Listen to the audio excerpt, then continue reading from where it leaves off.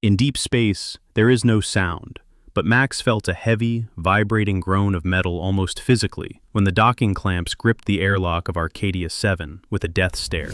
The massive bulk of his ship shuddered, slowly dampening the enormous inertia of its flight.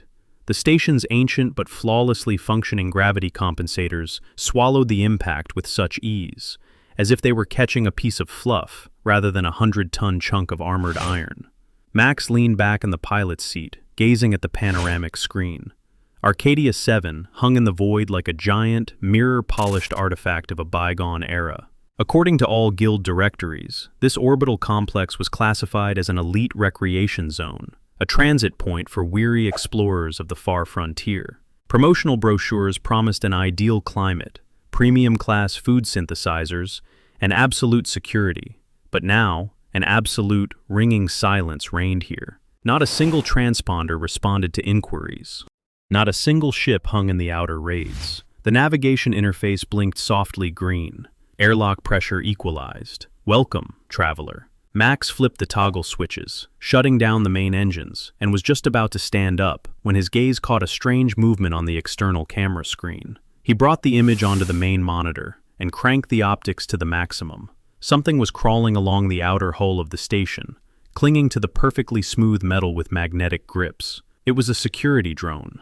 But it wasn't one of those modern, graceful models made of light alloys. It was a true relict monster, bulky, angular, and covered in scars from micrometeorites. According to all security protocols, combat units of this class should be scanning the perimeter for threats or idling in the hangars. But this drone was engaged in absolute nonsense. The machine heavily pulled itself toward a barely noticeable, microscopic scratch on the station's hull, likely left by space debris. A manipulator equipped with a plasma cutter capable of piercing a light cruiser extended forward with surgical precision. The drone released a stream of sealant, neatly filled the damage, and polished the surface to a mirror shine. Having finished, it turned heavily on its joints and crawled further, seeking out new imperfections. It wasn't patrolling. It wasn't looking for enemies. It was maniacally repairing the hull. "What the hell?" Max muttered, activating the logbook recording. The old smuggler's instincts screamed at the top of their lungs. A perfectly clean station that doesn't answer signals, and a combat drone suffering from OCD. This didn't look like a vacation paradise. It looked like a trap. After checking the charge of his plasma pistol, Max pulled on his jacket and stepped into the transition airlock. The doors slid open with a soft hiss. Inside, it smelled of ozone, citrus antiseptic, and something intangibly old. The lighting turned on smoothly, responding to his footsteps, carving a flawlessly clean corridor out of the gloom. Not a speck of dust, not a trace of human presence, even though the last expedition was supposed to have arrived here only 6 months ago. Max moved forward, keeping his hand on the weapon's grip. The sound of his own footsteps seemed deafening. He approached the very first information panel, hoping to download the arrival logs. The screen was active, but it wasn't the interface menu that caught Max's attention. Right at the edge of the expensive, heavy-duty glass, a piece of actual paper was crookedly stuck. Max frowned and cautiously picked it up with his fingers. The paper was old, yellowish, and crumpled. On it, drawn with charcoal or something similar, was a clumsy, crooked drawing. Several figures, clearly not human, with unnaturally long limbs, stood around a large, hatched circle. The lines were uncertain and trembling. Only children draw like that. Max shifted his gaze from the child's drawing of a dead race to the station's impeccably clean corridor, and then remembered the combat drone outside, which was patching up scratches with the tenderness of a devoted gardener. A chill ran down his spine. The station wasn't broken, and it wasn't empty. It was simply frozen in anticipation, strictly observing some ancient, twisted order. And Max had just disrupted that sterile harmony. Max moved deeper into the station, and every step on the perfectly clean floor echoed in his ears with a dry, prickly resonance. Arcadia 7 didn't just look inhabited. It functioned as if the colonists had simply stepped into the next room for 5 minutes. In the dining hall, clean utensils sat on the tables. Automatic dispensers hummed quietly, maintaining the right temperature inside the containers. And a soft, diffused light bathed the halls in a cozy amber glow. It was absurd. It was terrifying. If the station had been seized by pirates or wiped out by an infection, there would be chaos here, signs of a struggle, stains, debris. But here, a frightening, sterile order reigned. Max peered into one of the living quarters. The bed was made, and on the nightstand sat a personal tablet and an unfinished cup of something that had once been coffee. The liquid had evaporated long ago, leaving only a dry brown residue at the bottom. But the cup itself was clean, without a single fingerprint. "It doesn't work like this," Max whispered. "Someone is cleaning up here. Every day, every minute." He reached the central communications hub, hoping to find at least one live log. The terminal obeyed reluctantly, demanding access codes that Max cracked in a couple of minutes, thanks to an old military decryption utility. The screen flashed to life, spitting out reports. 6 months ago, a group of researchers arrived at the station, 40 people, the best minds in the field of xenoarchaeology. They were settling in, going about their lives, laughing. And then, 3 months ago, the records simply cut off. No cries for help, no alarm signals, just a full stop. Max felt the back of his neck grow cold. He turned around. Beyond the panoramic window, in the silent void of space, that same ancient drone drifted by again. It was closer now, a massive, shapeless hunk of iron, hung with tools, slowly crawling across the glass. Max walked right up to it, staring straight into the machine's single lens. The drone froze. Its sensor, covered by a dusty lens, lazily focused on the human. Max raised his hand, touched the glass, and lightly tapped it with the grip of his pistol, leaving a barely noticeable mark. The reaction was instantaneous. The drone's manipulator, resembling a bony steel paw, darted toward the impact site.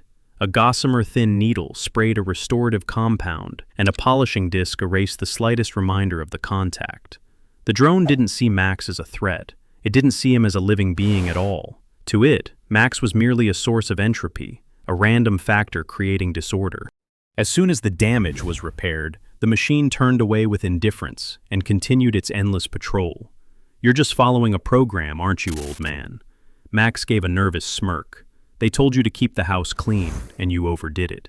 He decided to head down to the technical bay, where the main servers were located.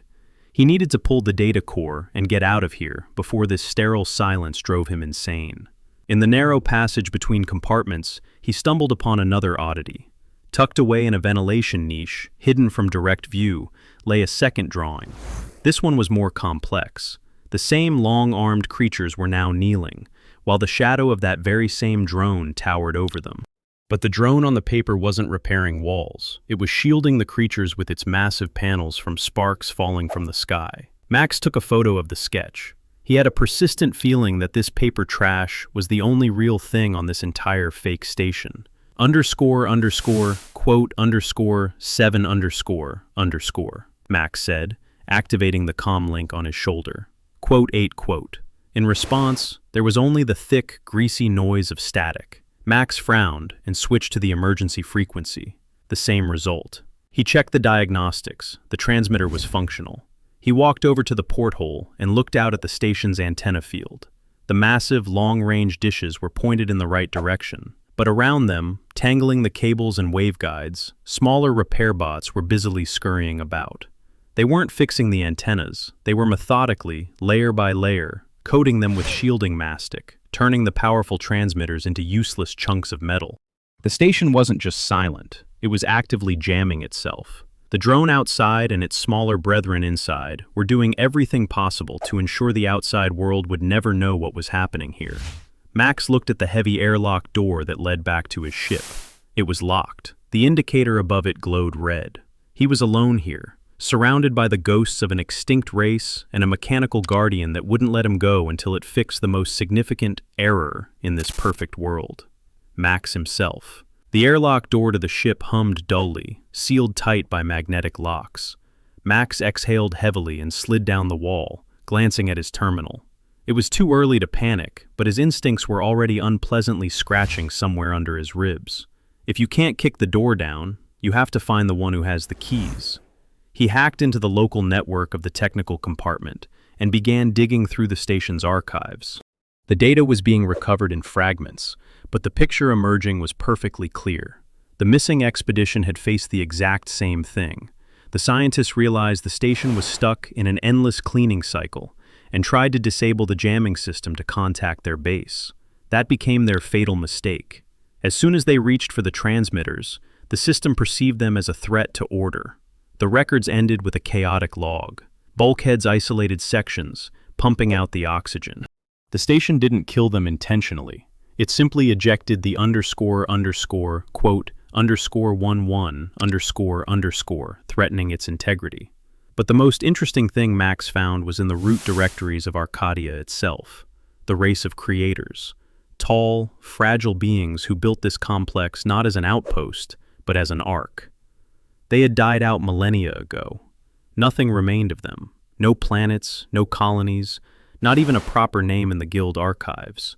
Only this station, and its sole, permanent caretaker. Max launched a decompilation of the old security protocols. Lines of code cascaded down the screen until he stumbled upon the drone's basic AI architecture. Priority 1, perimeter defense, had been erased. In its place, scrawled over the base code like a final desperate attempt, was written, Priority 1, preservation, repair, care.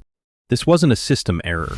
This was a direct command. Someone, standing on the brink of their civilization's demise, looked at a formidable war machine and told it, do not kill, repair.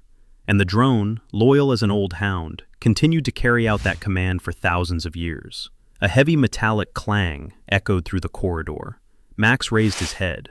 The drone had entered through a technical airlock. Up close, it seemed even more massive, a 10-foot carcass of metal darkened by time, covered in micro-scars. It crawled slowly through the main hall, scanning the walls with a blue beam. Max did not bother to hide. He stepped out from his cover and simply sat down on one of the containers, lowering his pistol. An hour passed, then 2. He just watched. Methodically, millimeter by millimeter, the drone restored a chipped piece of plastic on the baseboard. There was no machine coldness in this action. There was a kind of doomed, maniacal tenderness to it. Hey, Max said softly. The sound of his voice shattered the station's silence. The drone froze. Its main ocular, glowing dimly with a ruby light, turned toward the human with a quiet hum of servo motors. It did not raise its plasma cutter. It did not activate combat protocols. It simply watched. Max slowly raised his tablet, careful not to trigger the motion sensors. A restored hologram from the archives glowed on the screen, the very same creatures that were in the child's drawing.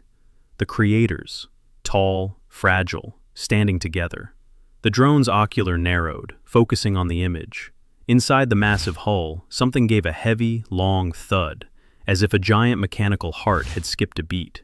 The tool-tipped manipulators trembled slightly and slowly lowered. And then, the machine did something that was impossible to expect. The drone bowed its bulky, armored head.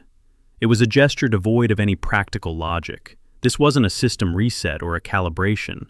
This was mourning. In that moment, Max understood everything. The drone wasn't guarding the station from enemies. It was guarding a memory. It was the last one who remembered the warmth of the Creator's hands. It had been alone for millennia, and any attempt to change the station's status quo was perceived by it as an attempt to erase the only thing it had left. He is not an enemy, Max thought, lowering the tablet. But he won't let me out of here alive. Empathy is a beautiful feeling, but it doesn't open locked magnetic airlocks, and it doesn't generate oxygen. Max could sympathize with the 1,000-year loneliness of this machine as much as he wanted, but the cold logic of survival dictated its own rules. If the drone controls the station's jamming system, then the drone needs to be deactivated.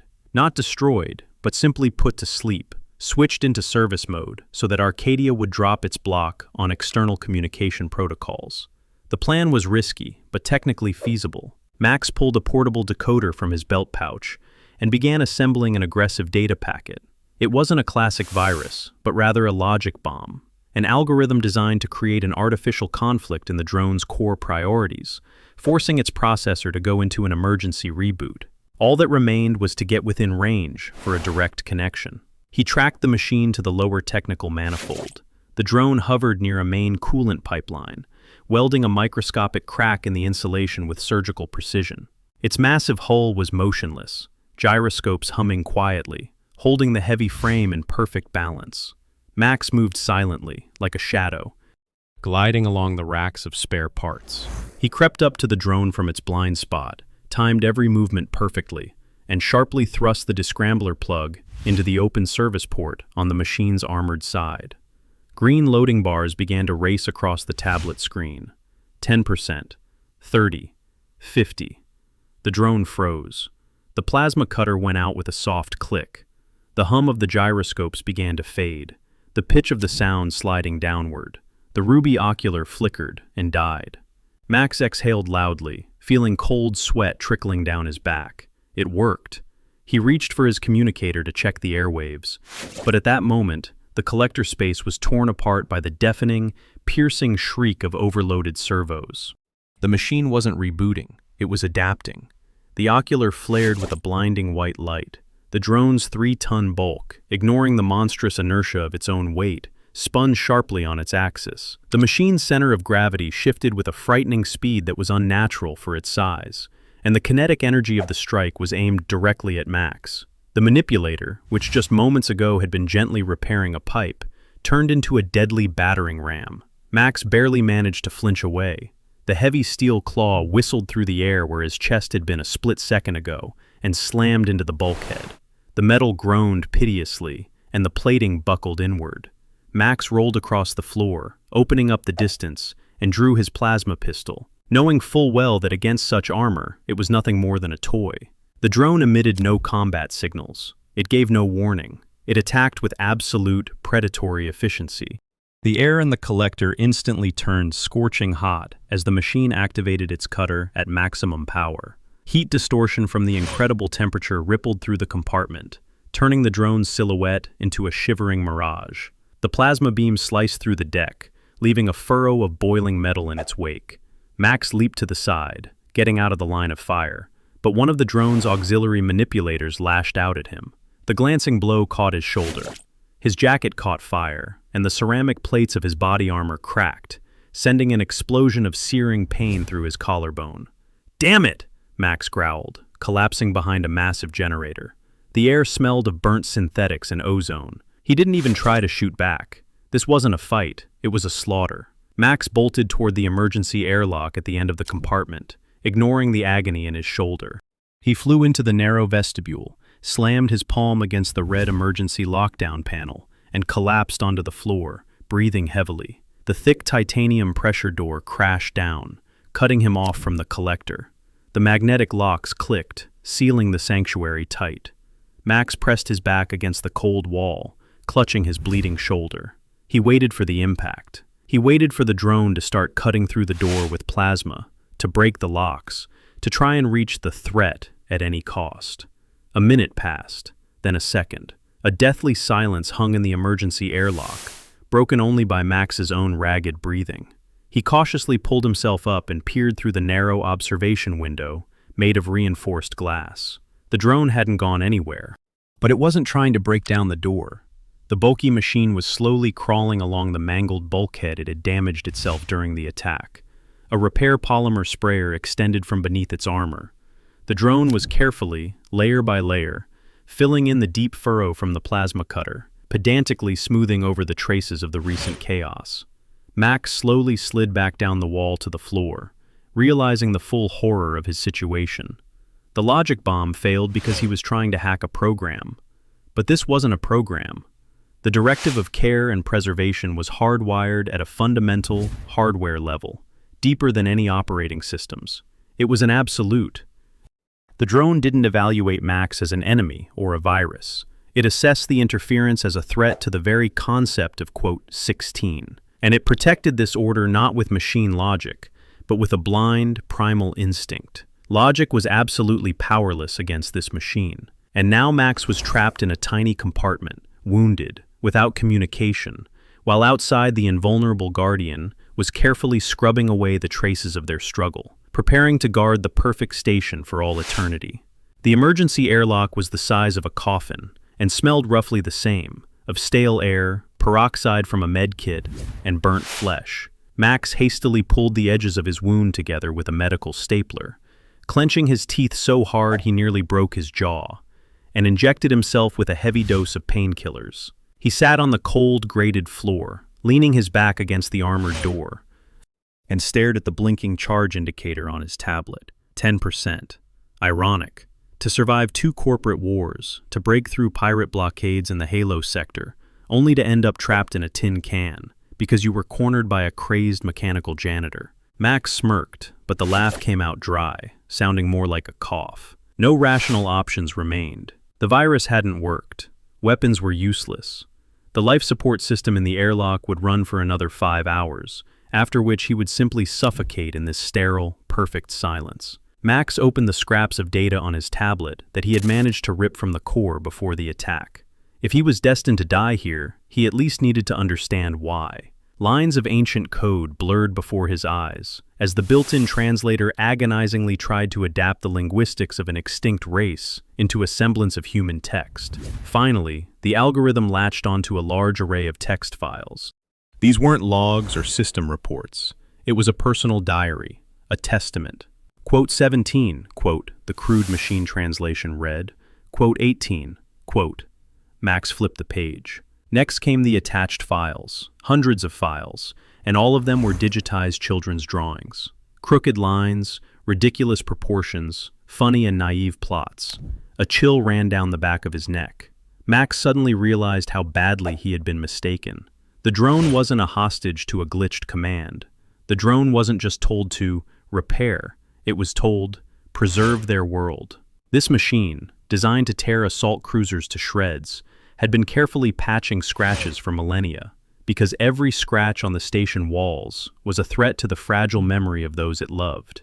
Yes, Max had used that word for a pile of metal for the first time. The drone loved its creators.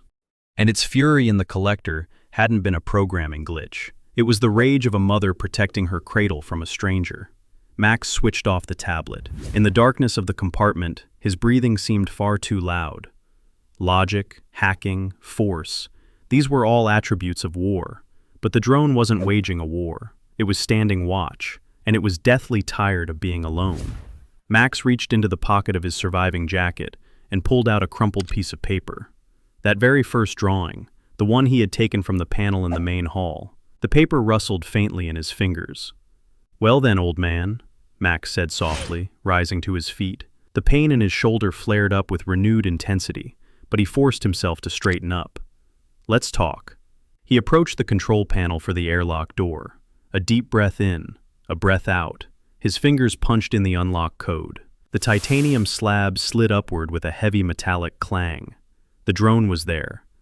It froze 10 paces away, right in the middle of the corridor. At the sound of the opening door, its gyroscopes wailed, shifting the weight of its massive chassis. The ocular flared with a crimson light. A plasma cutter clicked out of its slot, and the air around it instantly shimmered from the heat. The machine was prepared to kill. Max took a step forward. He had left his pistol on the floor in the airlock. His hands were empty and raised high, palms forward. The drone lurched. Its processor was clearly trying to calculate the tactics of an enemy who voluntarily steps into the line of fire without a weapon.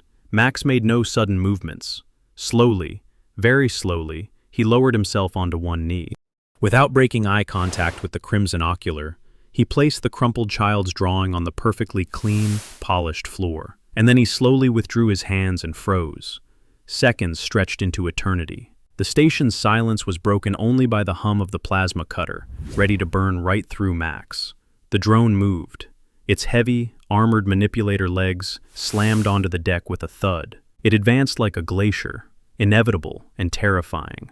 Max forced himself not to blink, even though his survival instinct was screaming bloody murder, demanding he run. The machine stopped half a meter away from him. The heat from the cutter scorched his face. The drone lowered its massive, angular head. The crimson light of the sensor swept over Max's figure and stopped on the paper. The plasma died out with a soft hiss. One of the auxiliary manipulators, slender, with jeweler's tweezers at the tip, reached down slowly, as if afraid to cause damage.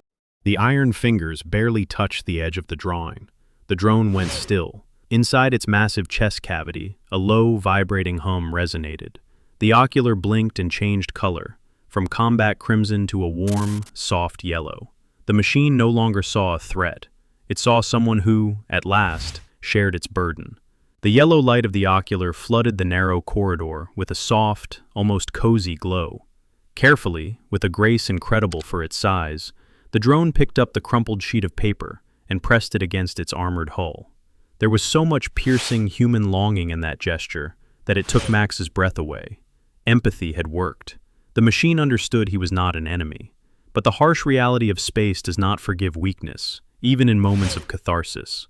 Max leaned heavily against the wall, feeling his wounded shoulder throb with pain. The drawing had granted him a truce, but not his freedom.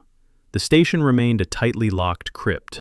The jamming system was operating at full capacity, cutting Arcadia 7 off from the outside world, while the life support in his section was relentlessly coming to an end. The drone had no intention of letting him out or turning off the jammers. That would contradict its primary directive. It simply allowed Max to stay here, forever, as just another exhibit in this perfect museum. He had to leave, and Max understood that subtle technical tricks were useless here.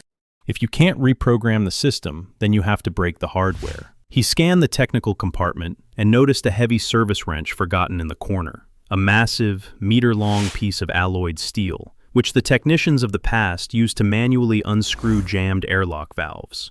Max picked up the wrench. The metal pulled pleasantly on his healthy arm. Then he looked at the main external communications distribution panel built into the wall. It was protected by armored glass, but it was the only node through which the station controlled the signal jamming. Quote, 23 __, Max said hollowly, looking at the drone frozen with the drawing. Max swung, and with all his might, putting the weight of his own body in desperation into the strike, brought the service wrench down on the communication panel. A deafening crack rang out. The armored glass was covered in a web of deep cracks. In the perfect, sterile silence of the station, this sound echoed like a bomb explosion. The drone reacted instantly. The yellow light of its ocular flickered and went out, replaced by a pulsating emergency orange. The directive of care and repair wailed in its electronic brains with irresistible force. It cast everything aside, Max, the drawing, a millennium of peace. Before its very eyes, the very order it had sworn to protect was collapsing. The 3-ton machine lunged toward the panel with terrifying speed. Manipulators with cutters and sealants flickered chaotically in the air, trying to glue the shattering glass, fill the cracks with polymer, and save the crumbling node. The drone literally threw itself against the wall, switching all its computing power to emergency repairs, exposing its vulnerable, unarmored technical back to Max. This was what Max had been waiting for. He didn't strike the drone. He forced the drone to save the station. Tossing the wrench aside, Max rushed to the rear of the machine. He grabbed the thick, armored casing of the main power cable, connecting the drone's reactor to its computing core. His fingers slipped, and his wounded shoulder exploded in a blinding flash of pain that made his vision go dark. Max growled, braced his foot against the massive tracked base, and, gathering the last scraps of adrenaline, yanked the cable toward him. There was a wet, heavy crunch of tearing contacts. Showers of blue sparks sprayed in all directions, burning his face and hands. The drone shuddered with its entire enormous body. Its manipulators, which had just been desperately patching the panel, hung limply. The howling sound of the gyroscopes choked, turned into a low, deathly rattle, and finally went silent. The huge bulk slowly sank to the floor with a dull metallic thud, freezing forever near the shattered panel. And then the station came to life. The lights in the corridors flickered, shifting from amber to standard daylight. The hum of the ventilation changed its pitch, and on Max's wrist, the communicator beeped piercingly, finally catching a clear frequency from the long-range sector's dispatch service. The lockdown was lifted. The path was open. Max slumped heavily to the floor next to the dead machine. He pressed a button on the communicator and hoarsely dictated the coordinates, declaring a distress signal. Help would come. He had survived. But there was no joy. The crude interference had worked perfectly, only it didn't feel like a victory of man over a soulless piece of tin. Max stared at the drone's extinguished ocular and at the crumpled drawing that the airflow from the ventilation had drifted toward the cold wall. To open this door, he had to kill the most loyal creature in this part of the galaxy. Help arrived only 2 days later.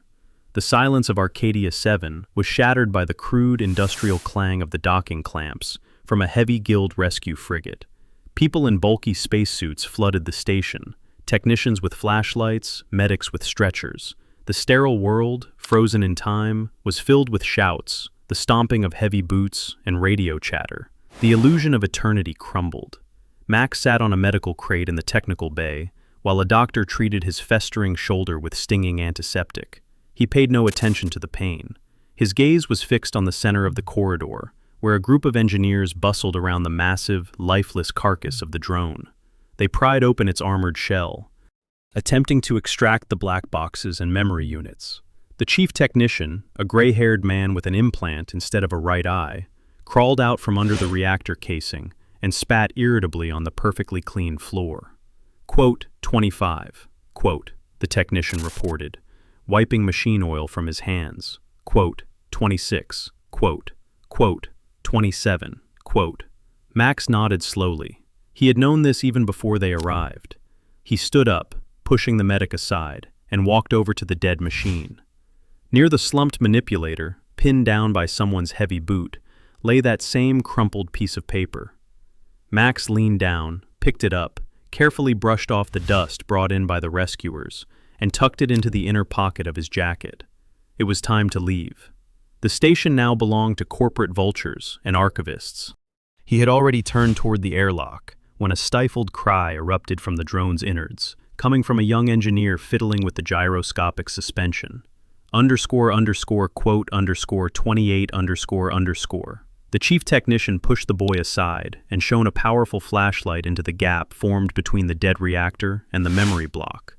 Quote, 29, quote, he commanded. Max stopped. The engineers carefully pried open the machine's internal bulkhead. It turned out that beneath a layer of thick titanium armor, in the safest possible place, right there, where the drone's backup cooling system should have been located, a sealed capsule was hidden. With a soft hiss, the capsule's lid slid aside. Inside, there was no technology. There were no ancient weapons or drives with terabytes of scientific data. Inside, tightly pressed together, lay hundreds, thousands of paper sheets. The chief technician cautiously pulled out the top stack. The light of tactical flashlights caught from the gloom crooked charcoal lines, colored spots of some ancient pigment, and clumsy contours. They were drawings, hundreds of children's drawings. Those same long-armed, fragile creatures, strange animals, stars, and the sun they had lost. The drone didn't just maintain perfect order on the station. It was a walking vault. Deep within itself, this terrifying war machine guarded the most fragile thing left of an extinct race. Children's dreams, embodied on paper. Quote, 30. Quote, the technician whispered, flipping over one of the thick sheets. Quote, 31. Quote, 32. Someone shoved a scanner into his hands. The lens swept over the faded symbols. The guild's algorithms clicked, matching linguistic roots from the database Max had managed to download. The device's screen glowed green, producing a crude but understandable translation. The technician swallowed hard and read it aloud. His voice echoed through the sterile corridors. Quote, 33 __. The technician fell silent. A ringing, heavy silence hung in the bay. No one moved. Even the seasoned rescuers took off their helmets, staring at the pile of dead iron and the heap of children's drawings. Max stood motionless, feeling something inside him snap and then lock into place. The revelation hit him with physical force. Arcadia 7 was not a trap. It had never been a snare. It was a message in a bottle, cast into the ocean of eternity. The ancient race was dying out, locked in this orbit. But until the very end, they refused to believe that space was empty and cruel. They left the drone, their loyal steel hound, to guard their voices. And it waited. For thousands of years, it repaired the walls, drove away marauders, and waited, until Max arrived. His crude interference, the shattered panel, the ripped power cable, it all seemed like an act of destruction. But now Max understood the truth. If he hadn't broken the jammer, this signal would never have been sent into the darkness. The rescuers would never have opened the capsule. The message would have remained unread, and the drone would have wandered an empty graveyard forever. Victory required a sacrifice. By breaking the machine, the man had fulfilled its mission. Max approached the drone. He ran his hand over the cold, scarred armor, then looked down at the sheet with the child's sketch that he gripped in his hand. Humanity was not the oldest, the wisest, or the most perfect race in the galaxy. Humans were crude, noisy, and often solved problems with a sledgehammer, but they knew how to empathize. Max looked at the dark, lifeless ocular of the Guardian. "I looked, old man," Max said softly, his voice carrying an unwavering vow. "And I remembered. You are no longer alone." He turned and walked toward the rescue ship, carrying with him the first grain of memory of an entire world. And this time, his footsteps on the deck did not sound like a hollow echo of the void, but like the heavy, confident stride of life.